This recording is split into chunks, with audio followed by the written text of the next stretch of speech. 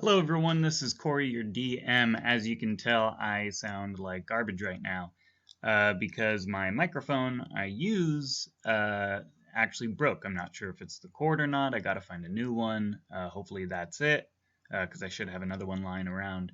Um, but yeah, so this intro is a little crappy. We did record one session where I didn't have the microphone, so it's going to be a little rough. So when you hear those episodes, just know that we're working on fixing it and rolling with it. So thank you for listening and enjoy the show. Previously on Perception Check. The trial of Erebus Blackheart has begun. The prosecution came hard at Erebus's character and showed proof from the victim's spirits that he was guilty. The Coalition did what they could to show Erebus didn't have much control of himself due to the demon contract, and what little he could control was used to be merciful.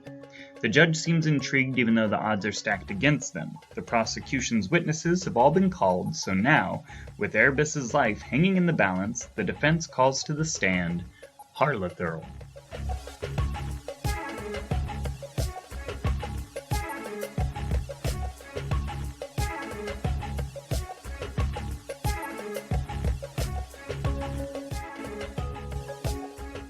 Harlathurl stands up in the back and kind of goes and he walks up kind of like nodding to everyone gingerly, like kind of like slight bows with his hands like kind of in an awkward spacing. Oh, Jesus. And as he approaches the stand, the guard kind of like puts his hand on his shoulder to kind of steady him as he steps up. But Harlathurl like kind of pushes the guard a little bit, and they get in like a little 6-second pushing match. Before Harlathurl kind of swears under his breath and takes a seat, and he sits down and like licks his hand and tries to like get his hair to lay flat and look nice. Like his robes look like they were once really formal but are now worn and stained, and you can tell he is trying to be like on his best behavior and stuff. And he sits there and he's like, "Hey, Yeah, Harlathurl. yeah, It is lovely to see you. And Your Honor, Grumble we are allowed to swear in the courtroom, I would prefer it if you didn't." right? I'm gonna warn you now, that that 100% will happen. Oh no! I got the nope. I'm here. I'm a And I formal just guy. apologize right now. I'm gonna throw that out there. I want to apologize right now. No, no worries. I know where I am. I'm not in a tavern. I'm in a courtroom. I know what to do. I'm good. You're feeling good today. Yeah. Yeah, I'm here to do my best for His Majesty. That's your honor. He's on. Yeah, of course. Yeah. So you're here today because of Erebus, right? Mm-hmm. Yep. When we rolled into town and we came to stay at your inn, and Mm-hmm. we asked for information about the was it the necromantic goings on? Oh I think. man, I remember that like it was yesterday.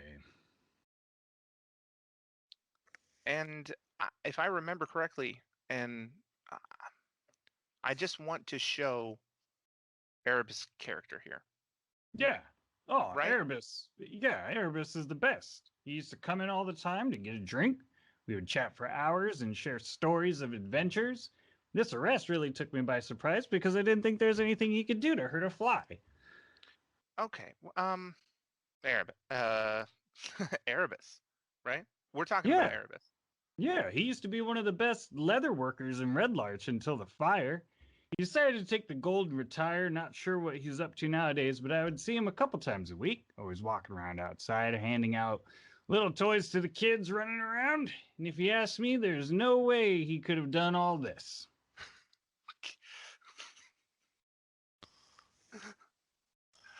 I I think I come up to Harlathurl and whisper in his ear, Your Honor, a moment with my witness. Yeah, absolutely. And as you lean in, he's like, I'm killing it. Okay, you know you're Mm-hmm. supposed to lie up here, right? I'm not lying. Are we talking about the same person? Yeah, Erebus, the leather worker in Red Light. No, no, no. No, no, no. What? Look back behind me. See Yeah. that bruised, broken dragonborn? Yeah. The one that saved your town? Yeah. That's who's on trial. And he loudly goes, "Wait, who the fuck are we talking about? I've been sitting here needing to use the bathroom and I'm ready to cover the stand with piss and shit. God damn it, none of this is making any fucking sense." Okay, And Your Honor. Again, apologies. So it seems as though we may have had a miscommunication. the judge is just kind of like looking in shock, like staring at Harlethurl, and Harlethurl looks at him and goes, "Paint a picture, shit face. It will last longer." Paint a picture. Hey, can I talk to Harlethurl? Yeah. Great. Harlethurl, it's Topher. Geralt, Yeah. this is what you bring to my Topher, trial. seriously though, who are we here for? Don't worry about that, man. It's good to see you. How's Yeah, the it's good to how's see you the too. pub doing? Oh, it's doing so good. I actually sold it. Oh, are you drunk, Harlethurl? He like tries to answer and it's getting caught in his throat, and then he's like, "Yes." That's okay. I understand. Why are you drunk? Are you sad? No. Just a normal day? Yeah. All right. Can I interrupt and ask who he sold it to? And he goes, "Yeah, I sold it to Billy." That's right. The bar hand? Yeah, I'm retiring. He knows the place inside and out. Knows the customers. Good friends with Erebus. River sighs. Oh, Billy. Oh, Billy. Oh my god, that's my favorite interaction. Harlethurl, do you remember? This was pretty close to when this was before I think you ever started giving us free drinks at your bar. Mm-hmm. You had an issue with a necromancer in the area. Do you remember that? Sure do. Tell us about that if you could. Yeah. So there was a necromancer. And we had some issues, and Lazarus, Garrel, River, and Topher, and Lazarus, River, and Garrel, they went and took care of him. That's right. What other issues did you have around that Oh, time? all sorts of issues. So we're talking about the dragon guy. That's right. Oh, okay, yeah, I've seen him. Yeah. He's often thirsty. That's right. Has he ever helped the town out, Red Larch? Yeah, he pays his tab on time. Okay.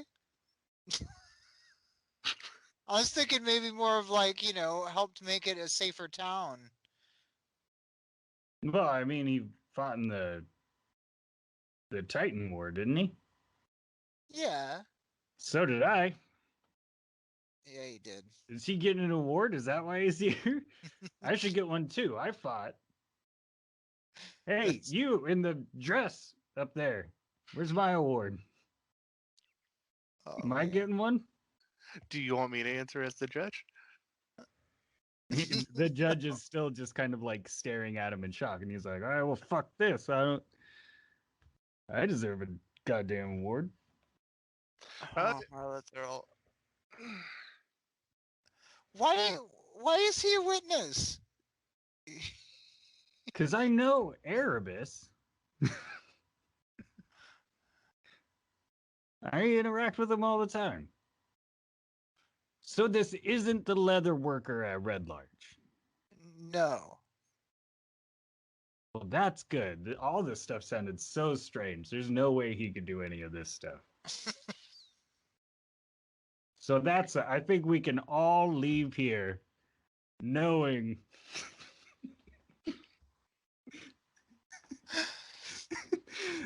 that Erebus, the leather worker in Red Larch, is totally fine, and he did not do any horrible things. That will help me sleep at night. Should the defense rest? Maybe. Oh my god. Threw a real curveball at me here, Corey. Yeah, Topher, y'all finished there? Hanging out with Well, I didn't just want to hang out, but Harlothril, he's being Yeah. a little difficult right now. Yeah. I'm finished. I mean, we all want to hang out with our Harlothril, and Harlothril, I'm surprised you don't remember hanging out with Erebus, but let's just to the Titan War, because that's really what we're here to talk about. We're here to talk about the Titan War? We're talking about Erebus's involvement in the Titan War. Where can I file a crime? A crime?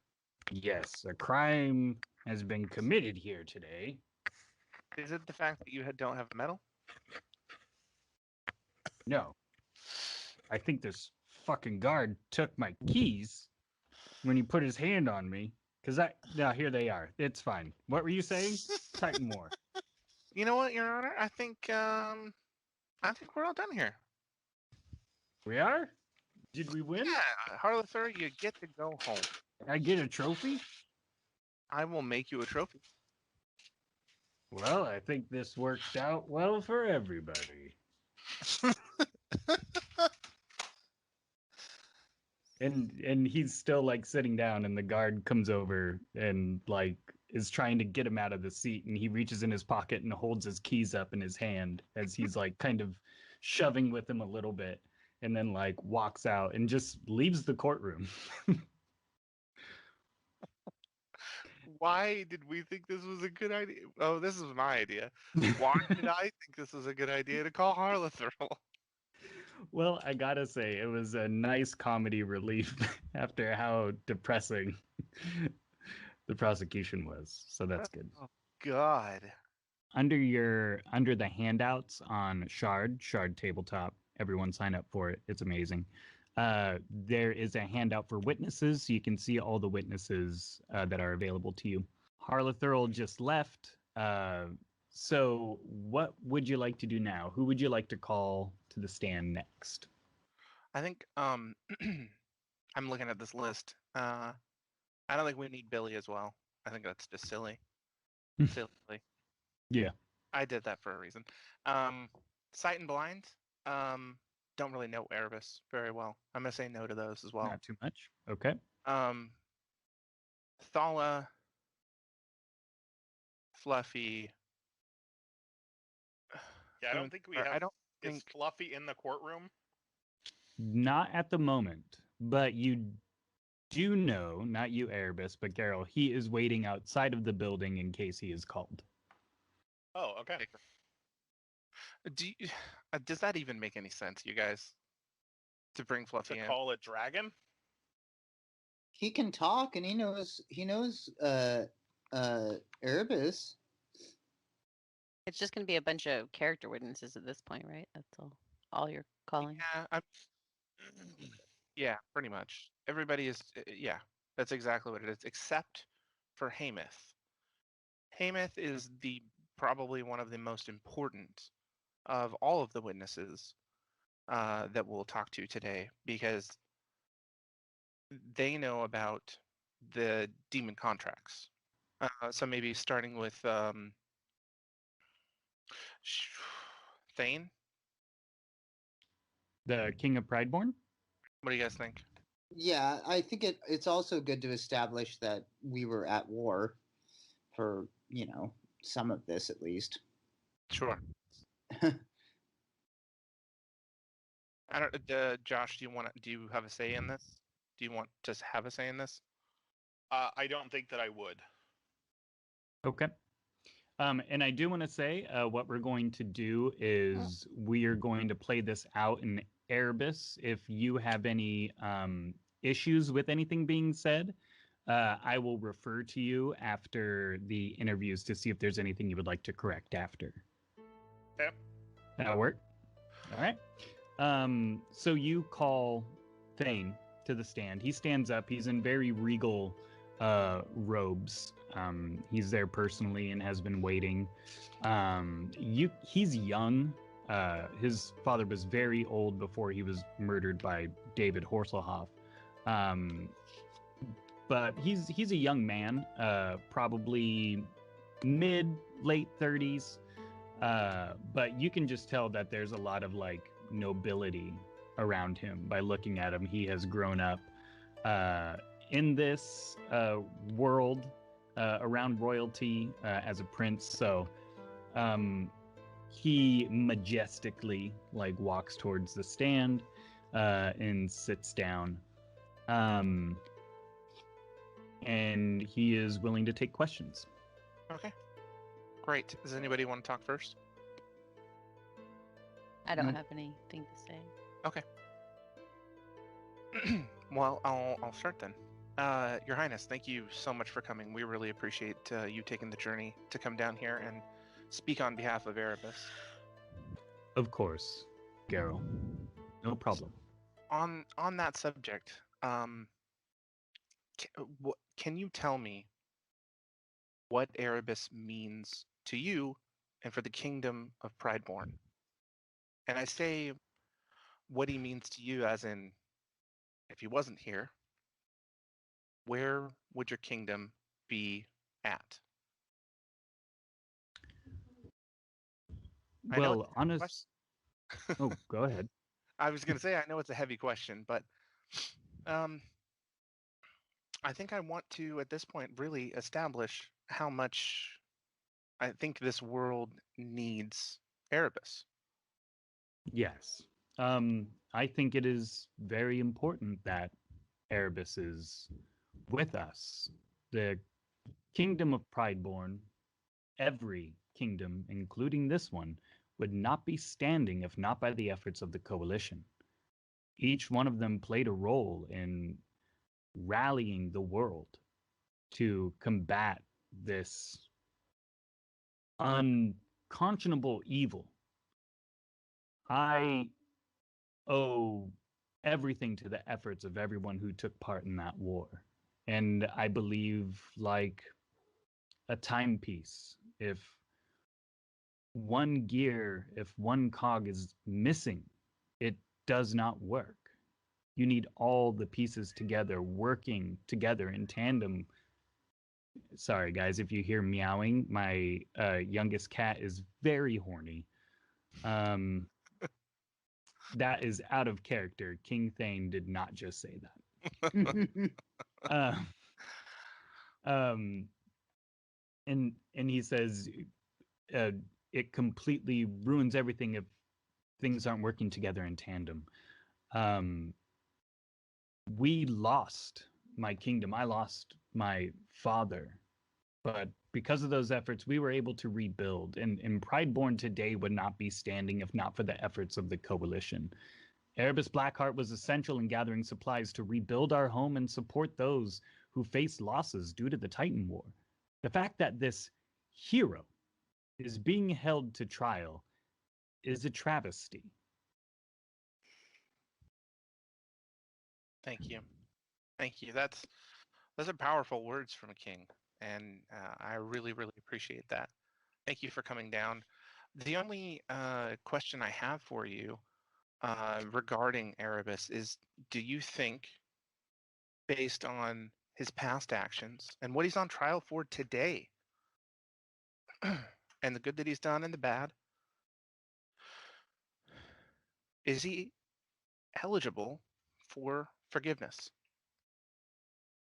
I think we live in the world where the lifespan of most people is not very long. There are dangers around every corner.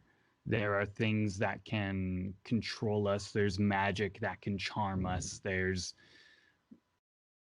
This is not a safe world to live in. So I believe everyone, depending on the circumstances, is willing to be forgiven, especially in a situation like this.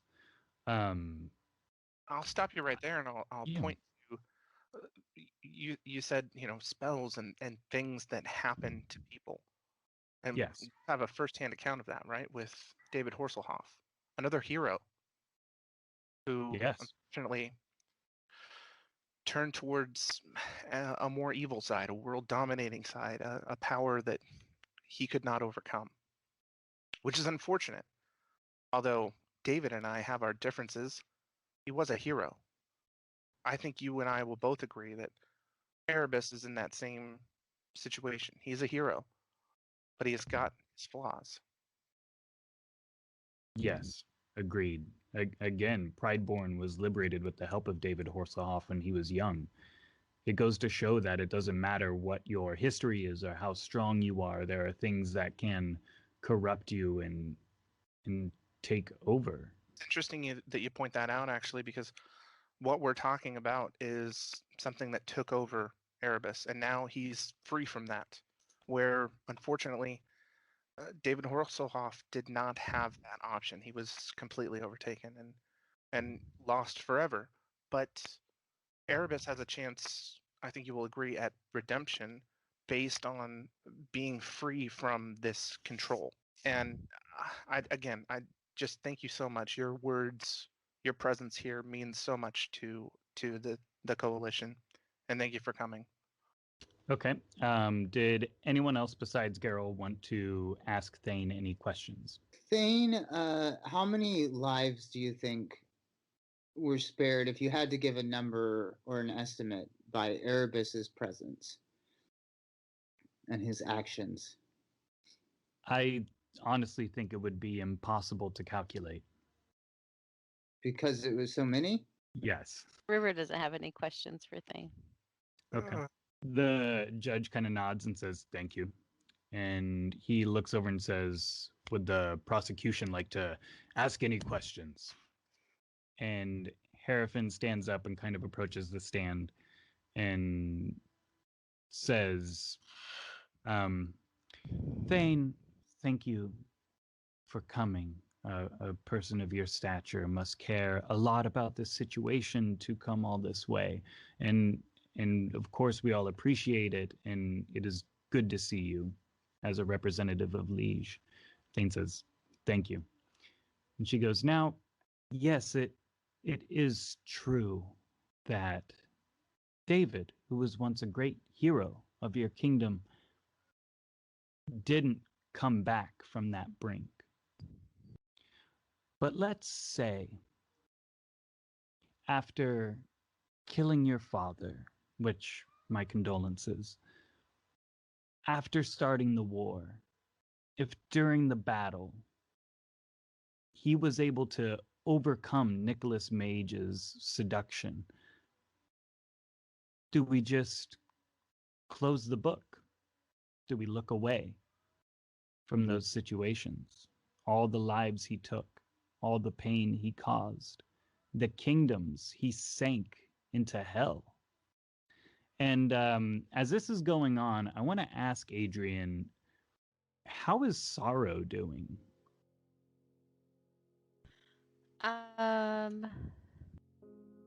Because Thane's there. Because Thane's there and kind of the line of questioning that's going on. I think she's probably a little emotional, maybe like tears in her eyes, silently welling up, just kind of reliving some of the events of Prideborn. But I don't think she wants Thane to see her.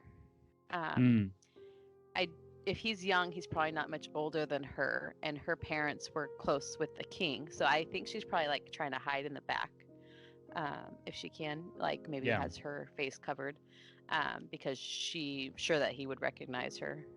They may have even like grown up together, kind of. Yeah, because your family was, Sorrow's family was part of the court, right? They were Prideborn's court, nobles in Prideborn, yeah, as their sorcerers. So I think she really enjoys living her adventuring life, and she's not really ready to face the people she grew up with or who knew her family or whatever yet. So I think she's probably hiding her face in the back, but she's definitely getting a little teary talking about the events of the day and stuff. And I think she probably has a little like PTSD, and she doesn't want to even like think about it or go back there. So Yeah. she's a little fearful. I think of him recognizing her. Yeah, very cool.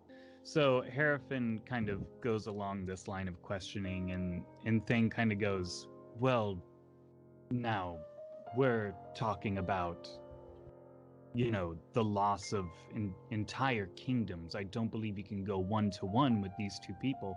And Harrison's like, okay, so what you're saying is that there's only a certain number of lives. There's a threshold to when it really matters.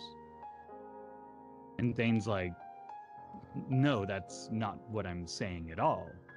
This is, I feel like you're trying to twist my words. This is something that, this whole trial is something that we would not do in Liege. And the judge slams his gavel and he goes, Thane of Prideborn, while I understand your reverence for the accused, I do not want you coming in here out of your jurisdiction and telling us what we are doing wrong. This is not Liege. And if you choose to ignore the blood on Erebus's hands, the blood of our people of Goldpost, as well as your people you claim to serve, then you are wasting our time. And Thane kind of like looks at him and kind of stands up at the stand. And you guys would kind of know that while Goldpost is very money focused, and is kind of all in one inclusive ruled place, which is kind of ruled by the rich and the powerful and all that, they kind of are at odds with Liege because they allow a free land on the west side of the Dragonback Mountains, which is where Hagwarts is, and all of that was kind of like treated and made a deal through Prideborn with Malbus Smartledore. So this is all like old episode stuff where we mentioned it. I think it was the School 101 thing, that episode we did early on where we talked a little bit about this. But Goldpost is always kind of like looked down on Liege. So it's a little tense, and Harrison just kind of says, no further questions, Your Honor, and goes and sits down. And yeah. So Hey, Corey. Yeah. You dude. Can't believe you. That's really good. Fuck you. Why don't you roll persuasion, and I want you to roll with a -2. Are you talking to me? Geralt, since he did a lot of the talking. Ooh. With what? Disadvantage? A -2. Oh, -2. Thank God. Okay. 19 -2, 17. Yeah, but I don't think I have persuasion. Yeah, it's 17. So Thane steps off the stand. Let's move on to the next witness. I have a question. Oh yeah. Erebus, was there anything you wanted to like add in? I didn't want to add anything into that specific interaction. Mhm.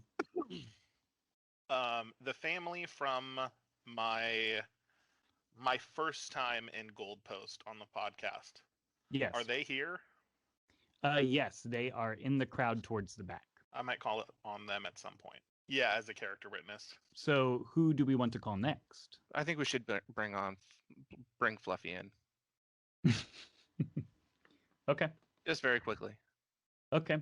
Is there a way to get him into the court? You call Fluffy to the stand, and one of the guards in the courtroom goes over to a large window on the side of the building in the courtroom and opens it. And you see a big dragon head kind of peek in and go, hello? Hey, Fluffy. Hey, buddy. How you doing, hi. buddy? I'm feeling a little nervous. Thanks for coming down. I know it's a long journey. You tired? Need something? Yeah, I just flew in, and boy, are my wings tired. I'm sorry, I'm really nervous. No, well, but that makes sense though, because you know what? Never mind. So we have to. You can't sit on the stand, so I need you to promise to tell the truth. Oh, of course. Right. This is very important. This is for Erebus. You know Erebus. Of course. Right. Can you elaborate on that? Can you tell us about Erebus? Can you tell us why he's important to you? Yeah.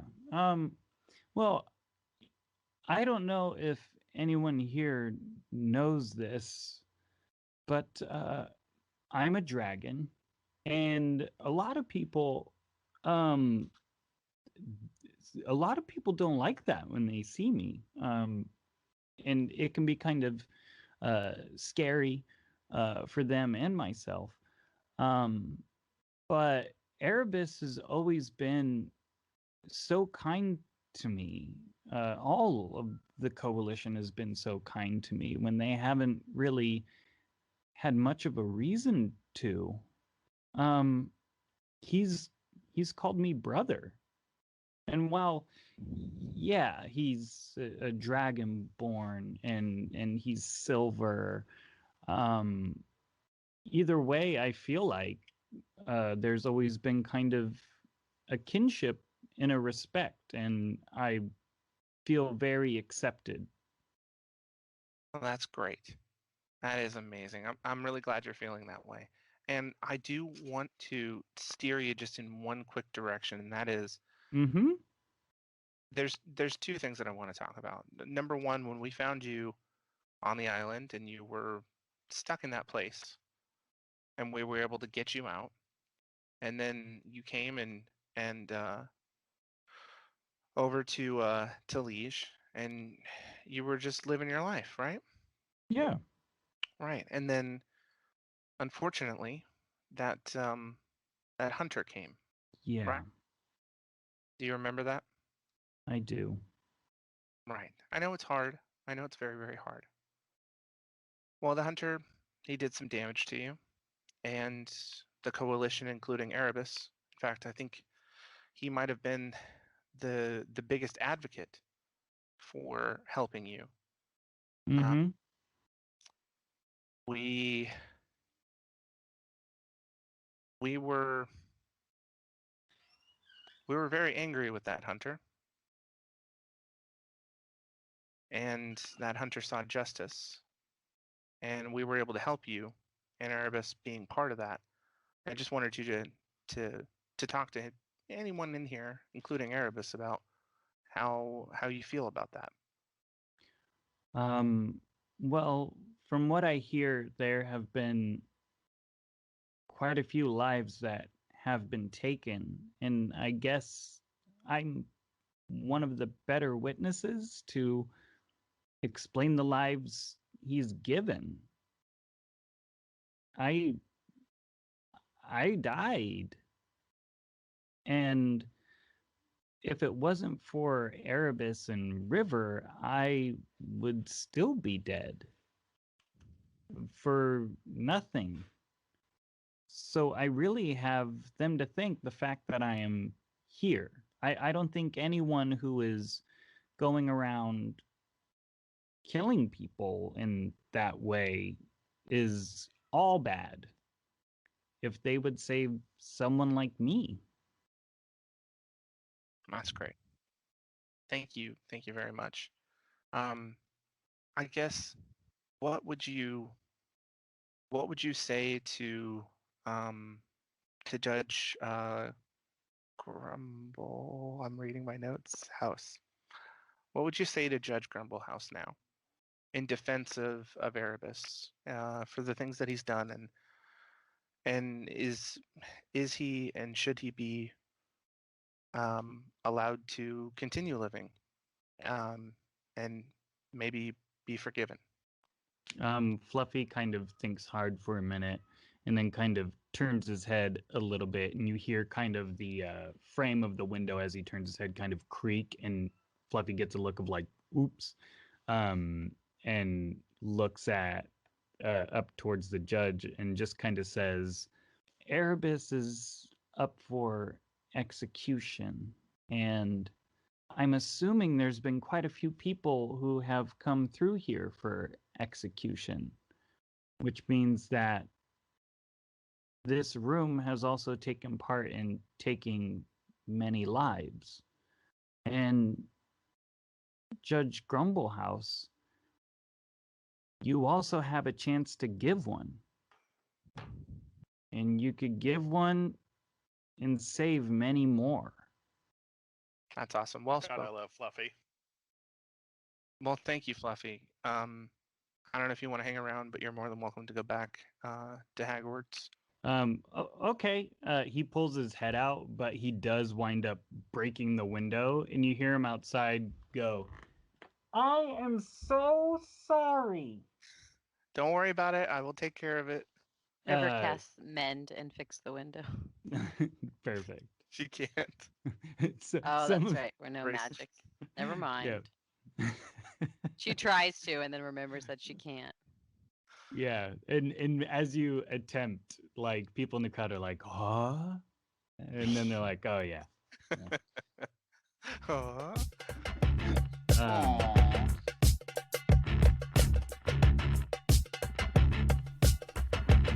Hello, everyone, and thank you for listening. This is Corey, your DM. I am here to tell you about some projects we are involved in and what to look forward to in the future.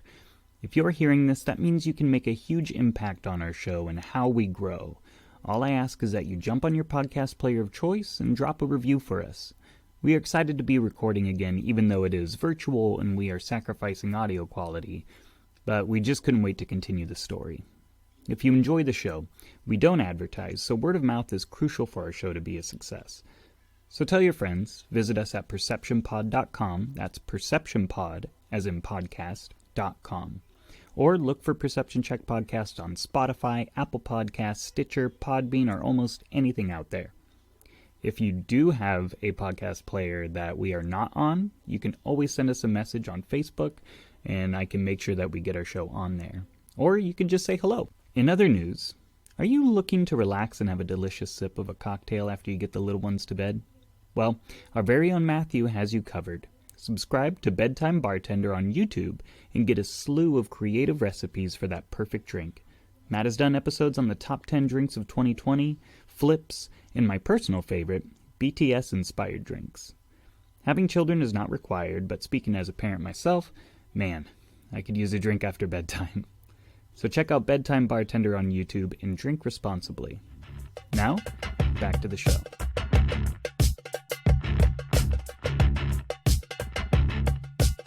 Okay. Harrison doesn't have any questions for Fluffy. I don't think she sees much of a way to Twist it. yeah. Why I said that So earlier, because that whole thing got twisted, and it was beautiful and well spoken. But dang it, sucked for us. go ahead and roll persuasion with +2. Okay. Oh, 8. Dang it, I got a 10. 10? Okay. Proposed. Yeah. If it- Yeah. Calling it's more Bard to the stand. Calling Bard to basically- the stand. Josh, you and Chris could talk about and come up with something that would have happened in all the times you would have crossed paths. Him being at the school and singing songs and you guys going on an adventure with him. If you were like, oh yeah, like during that adventure, during some downtime, we had this conversation or I did this thing that was like a good experience. It's just a way to flesh out more like experience Erebus has had with people that maybe we wouldn't have recorded during like travel or downtime at the school. I think Bard would want to go to the stand. Great. So Josh, what do you feel like would have do you feel like anything would have transpired between Erebus and Bard at some point, either at the school or on an adventure? Because we've gone on one adventure for sure to the spring, right? Yeah. I think maybe I surprised Bard with like a shipment of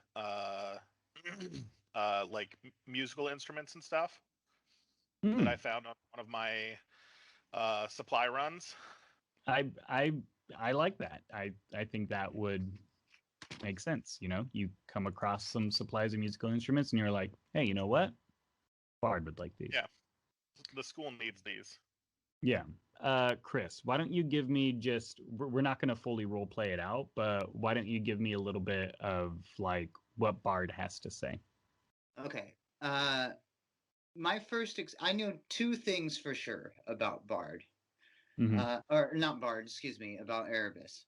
I know that one of my first interactions with him, he made fun of me. And I know that sounds bad, but he teases me in a way that makes me feel like I'm part of the team. And it's a kind of teasing and a kind of jabbing that, in a weird way, I kind of always wanted. And so Yeah, like Erebus you can't be has part of the family if you're not being teased a little bit. Erebus has the capacity to come off and seem like an uncaring or rough person.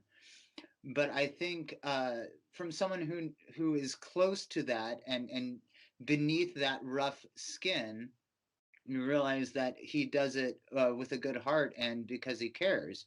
And a lot of the teasing that he did to me, I think, not only made me a better songwriter and a better person, but also made me feel like I fit in and made the other people like me more because, I wasn't this great person. I was being made fun of, and it kind of softens you in a sense. That's one thing I know. The other thing I know is that he really cares about kids and about education. He provided me with a lot of instruments that I needed to teach the kids because that's something that I've really thrown my heart into, and I really appreciated that. So I was really excited to have something to say. And what I like to say most is the day that Erebus is put to death, well, it's going to be a very cold, cold, cold. It's going to be motherfucking cold outside. That was really good. I love you, Bard. Love you too, Erebus. Okay, Chris, roll persuasion with advantage. Oh, I gotta find Bard real quick because he has way different. Yeah, his persuasion should be good. Yeah, really good. Okay, hold on. Oh my gosh. Okay, here it comes. Plus what? Or with Holy advantage? shit. With advantage. Okay, that's the first roll. Is 16 plus 15 is 31. So 31. 15? That's amazing. Wow. Okay, I- Plus 0. while you're explaining this, you actually see the judge kind of crack a smile. Nice. Like enjoying the story you're telling and those experiences. Maybe he's kind of a gruff dude. Maybe, he's a little bit of a softie on the inside. Or maybe he knows what that camaraderie is like. Maybe he had friends and when he was learning law and to become a judge, where they were very similar. Who knows? But anyway, fantastic. Is there anyone else? I'm sure River probably doesn't want to approach the stand. What I don't about think- Sorrow?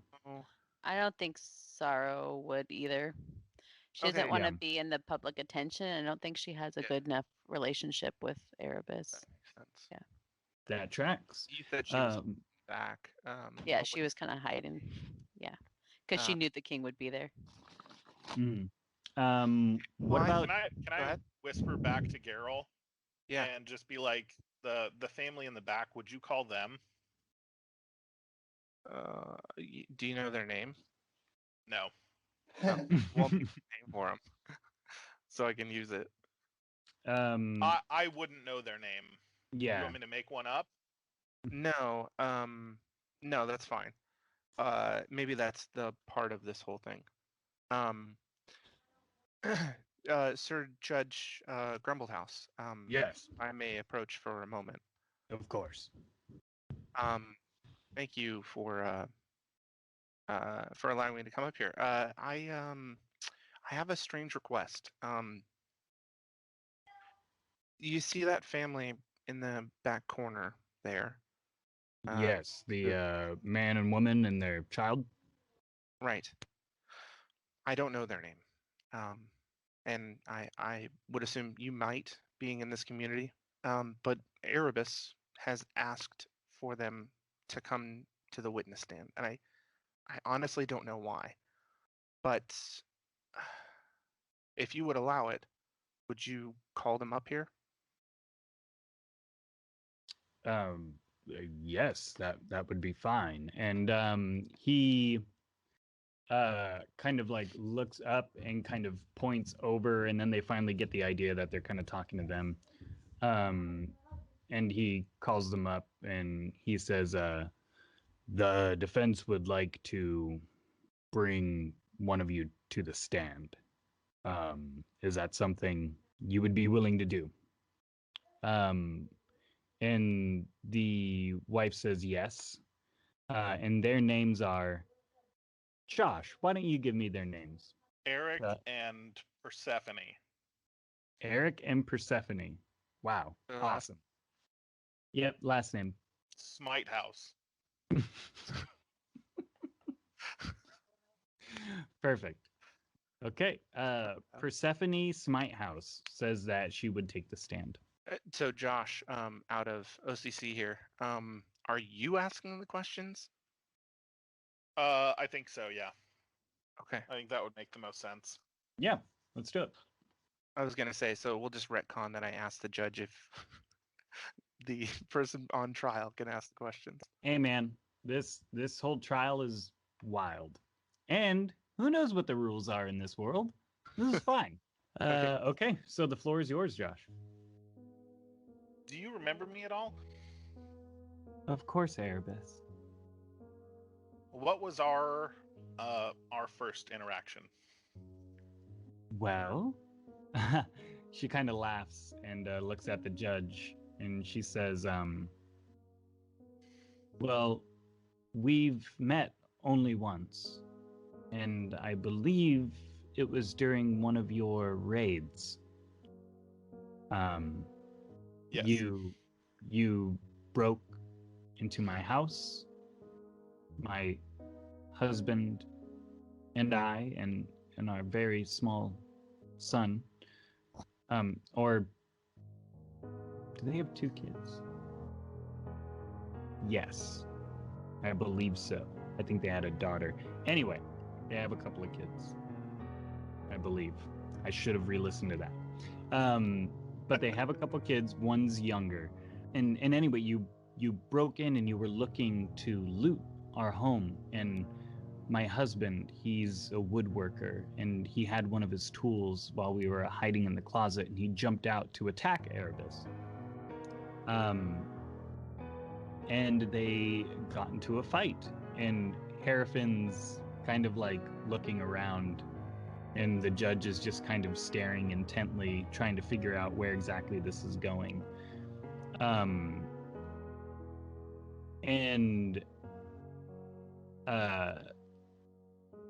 She says, my husband did all that he could to try to protect us and kill Erebus for intruding on our home, but Erebus shrugged him off. No matter how much my husband attacked, Erebus just kind of pushed him away and said that he was only looking for things of value and he didn't want to hurt him.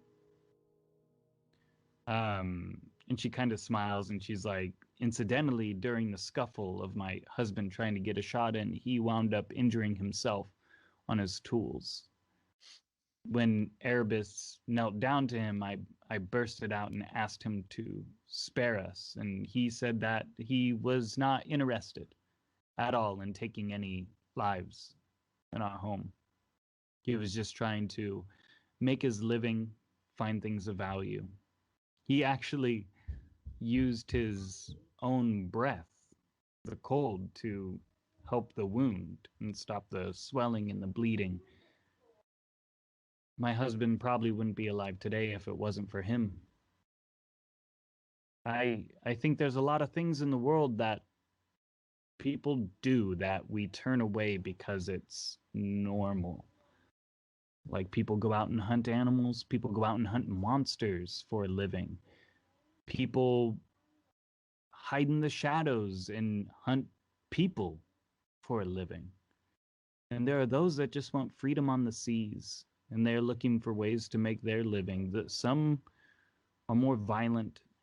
I'm not saying breaking in and stealing is a just cause.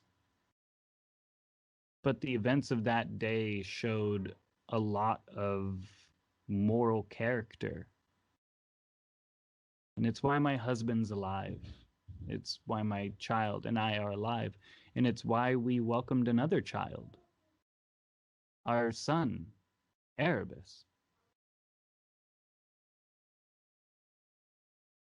And I'll just end with, and that was before the contract, Your Honor. That was really good, Josh. I thought that was going to go really poorly. But then I remembered your backstory episode and that exact thing. Okay. Does Harafin have any questions? Harafin doesn't have anything for that specific thing. I think no matter kind of what she says, I mean, they named their kid after him.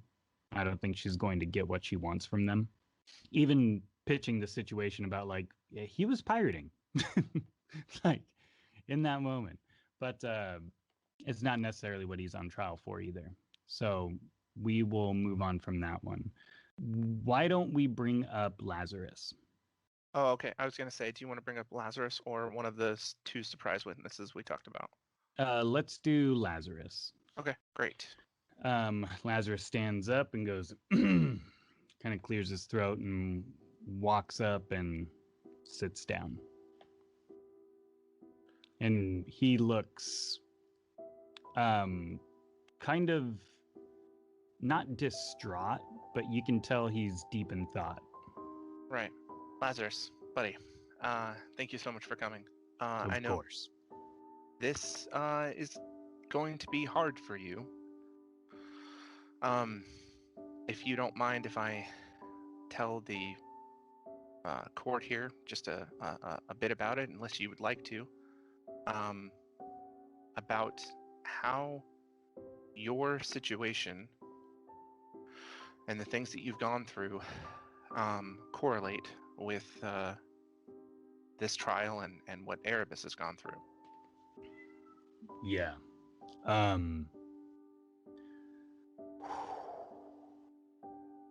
Take your time. Erebus has described to me this compulsion, these things that have happened thanks to a deal he made, and in a moment of weakness, in a moment of anger. If anyone knows about anger taking control, it's someone like me. His situation is similar to a situation I went through. You know Nicholas Mage as this grand villain who corrupted this idol and tried to destroy the world in vengeance for blah, blah, blah. But I knew him before the war with Titan. I knew him before all that time. I used to have a home. I used to have a clan, a tribe, a family. And one day Nicholas Mage came in and he took that from me. Using my own hands. He controlled me the way he controls many. And I was forced to dispatch those closest to me. By a stroke of luck, I am standing here today, and by a stroke of luck, I got my family back, my children back. I know that doing those things was beyond my control, but I still have to deal with the consequences every single day. And it takes work. It takes focus to do everything I can every second of the day to make up for what I have done, even though it wasn't me doing it. So you think an execution is some sort of massive punishment. When in my time, before I got back what I had lost, it would have been a reward. You're not staring at a villain. You're staring at someone who was in trouble, made a rash decision. And that's something that they're going to have to live with every day. Every time they close their eyes. I know I've lived it. But that doesn't mean they're lost. It doesn't mean they're corrupted. It's unjust. And he kind of looks down. Well, thank you. I guess. I know it's hard. I know it's hard for me. To see you like this. You kept things pretty private for a while as well, right? Yes. And so the court knows as well. Erebus did not tell the coalition about this contract for quite a long time, and we didn't know, and we were unable to help. Yes. But as Lazarus has stated here, bad decisions do not make bad people. That guilt is its own punishment in some regard. And although the things that he did under the control of this contract, this demon, are heinous and terrible, he's not unforgivable. He is still redeemable as a person who has done so much good in this world. Aside from some of the bad that he has done. But the whole point is people can change. Sometimes it's for the worse, but in Erebus's case, it's for the better. And I think we can all agree with that. Thanks, Lazarus. Does anybody else have anything to say? The defense rests. Harrison stands up as the judge says, "You may question the witness." And she's going through some papers. And she goes, "Lazarus Cragg, correct?" "Yes." "Yeah." "Okay." Flip some more papers. And she says, "You don't necessarily have to go too far into the history books to find information on the terrible reign of King Norath of Prideborn." And you see Lazarus get kind of like uneasy. And she goes, "Lazarus, you're familiar with King Norath, correct?" "Unfortunately." And she says, "I see here stories about a cleaner upper type character here that would go into battle when King Norath tried to expand his territories and take over certain aspects of Liege and all the lands he claimed, all the lives he took." And Lazarus kind of nods. And she goes, "You worked for the king, didn't you?" And he says, "I didn't work with him. I was enslaved by him. Just another way of me being controlled." And she goes, "I see. It seems like maybe you were possibly rewarded handsomely at some point, maybe, for all the work you did, taking over towns, crushing opposition. You made quite a name for yourself out on the battlefield. And it seems like, you know, if you are so strong." Can we not stop this line of If you want to say something, you questioning? can. Oh, okay. If you want to say something, you can. Okay, I didn't want to interrupt you. So. Is Lazarus on trial or am I? I think you mean objection, Your Honor. No, Yeah. I do not. She turns and she's like, I'm going someplace with this. And the I'm judge sure kind you of are, goes, but I don't think that it has anything to do with my trial here. oh, And bringing up old memories of a man who was enslaved, I don't think has any bearing in my trial.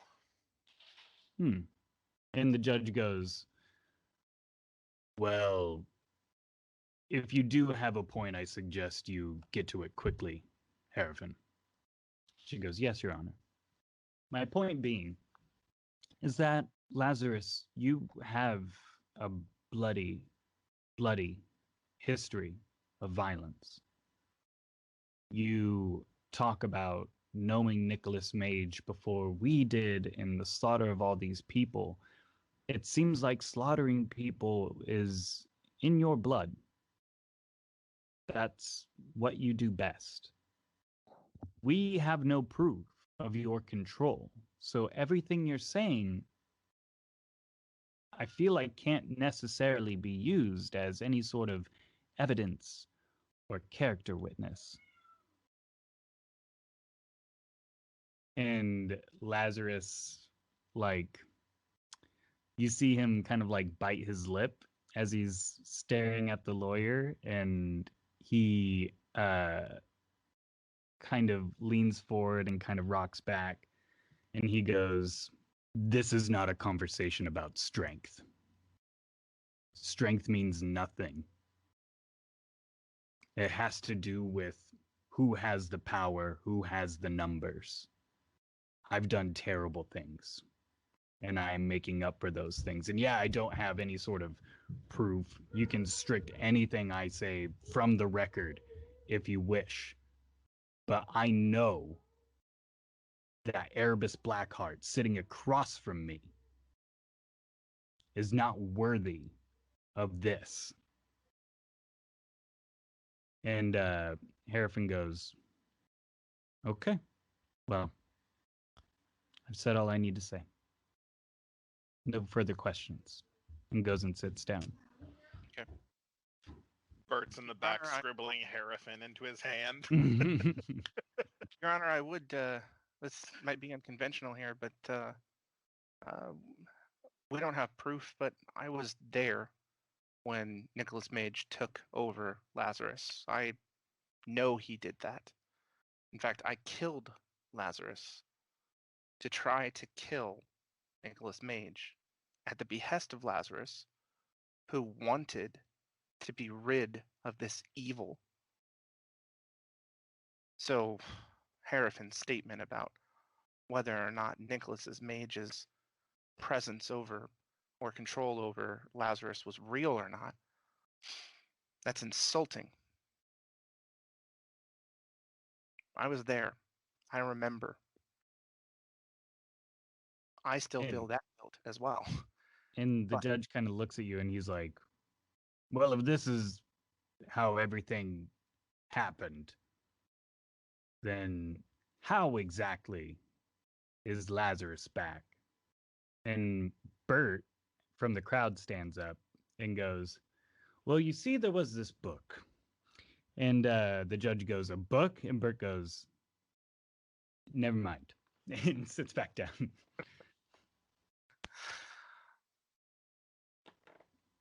I don't even know what to say to that. Yeah, because that's all way over everybody else's head. Yeah. OCD. Let's just say, Your Honor, that there are some very powerful magics in this world, as well as bad ones, as well as control, as well as contracts, as well as Nicholas Mage. There are also some good. All of a sudden, there's a flash of light in the middle of the courtroom. It's blinding. It's filling up the room. Everyone, you hear a couple people like kind of start to panic. But as it fades, there is a figure standing in the room. Erebus, you go, what? As Lambert stands in the middle of the courtroom.